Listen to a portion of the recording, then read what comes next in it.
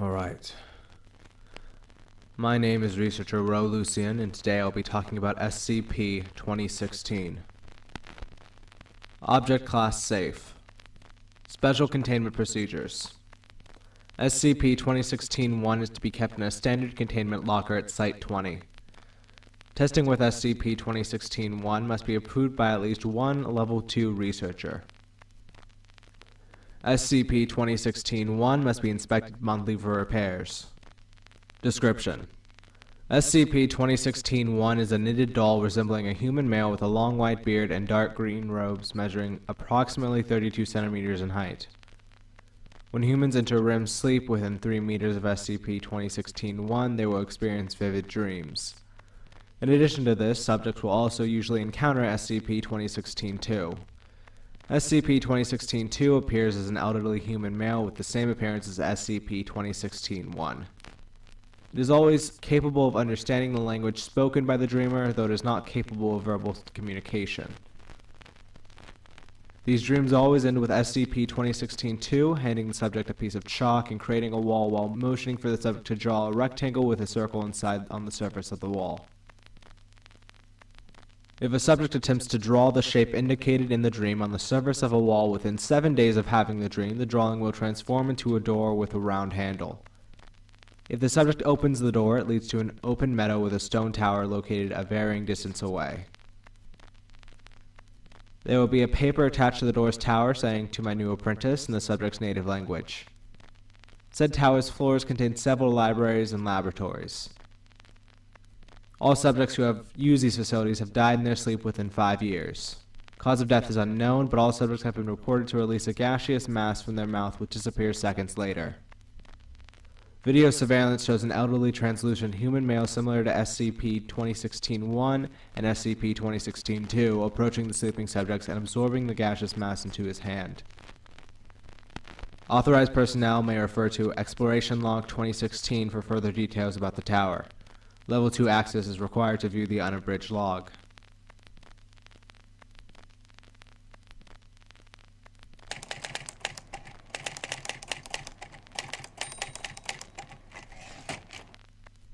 Exploration Log 2016. Day 1. Findings. First exploration of the tower. Agents are sent to map the structure. 5 floors in total are counted, each with an area of approximately 360 square meters. The tower is made of stone blocks and contains minimal furnishings. Most of the interior space is occupied by libraries and laboratories. Several potted plants are found throughout the floors. Samples of the plants, air, and water are taken, and analysis shows no difference between samples and real-world equivalents. Day 2. Findings. Further analysis of the libraries is made. Over 3,400 books are counted, most including them contain information about the anatomical workings of several animal species, including humans. Another frequent subject is a list of physical principles of electricity and how it functions in the nervous system. Most books display illustrations which can be found in several medieval textbooks, although books from 17th to 20th century were also found. A smaller portion of the books contain text about the nature of the soul and the afterlife. Day 3. Findings. Analysis of the laboratories is made. Most of the equipment resembles chemistry apparatus from the 19th century, while others have yet to be identified. Several flasks containing amino acids and organ tissues from humans are scattered throughout the laboratories. Most of the equipment have no obvious function, while others seem to be replicating the Miller-Urey experiment. Day 4. Findings. A hidden passage in the 4th floor is discovered. This passage leads to a living quarters with minimum furnishing and multiple family paintings and ash urns. In several of the paintings, a figure similar to SCP-2016-1 and SCP-2016-2 can be seen. Day 5. Findings. Another secret passage is found, this time in the 1st floor. The passage leads to a type of basement. Several coffins containing corpses in various states of decomposition are found. Each coffin is marked with a name, date, and information about the corpse's health before death. None of the corpses show signs of violent death. Day 6. Findings. Another secret passage is found, this time in the tower's basement. The passage leads to a round, brightly lit underground chamber containing several surgical tables. Each table has a preserved corpse in it, with several machines of unknown purpose attached via cables to the corpses. Several journals detailing experiments with the corpses are found. The machines and the corpses are brought to the Foundation facility to be studied. Day 10. Findings. The purpose of the machines is discovered. After days of analysis, a corpse was reanimated by using one of the machines. The reanimated subject remembered all of his memories from when he was alive. The subject was kept under Foundation custody for further study. Day 12. Findings.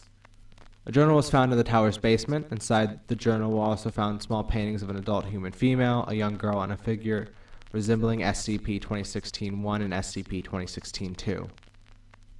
Said paintings had the phrase, "I'll bring you back, I promise," written into them with black ink. Below are two notable excerpts from the journal.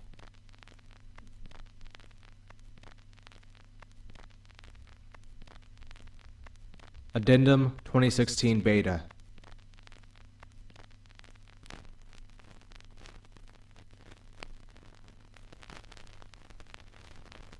Elizabeth died yesterday of a heart attack.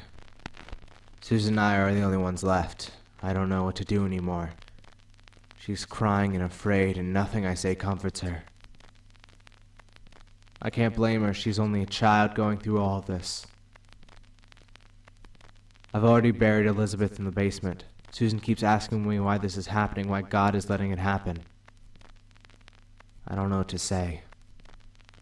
But I keep telling her everything will be alright, even if I know it isn't true. I have to be strong for the both of us. She goes to sleep sobbing every night, and I try to tell her some of her favorite stories, but she doesn't want to listen to any of them.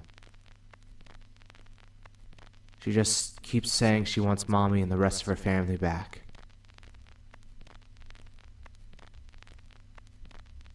I've had an idea. It's crazy and inhumane, but I have to try it. It's the only option that remains. I used Elizabeth's knitting tools and what's left of our dream reagents to make some dolls.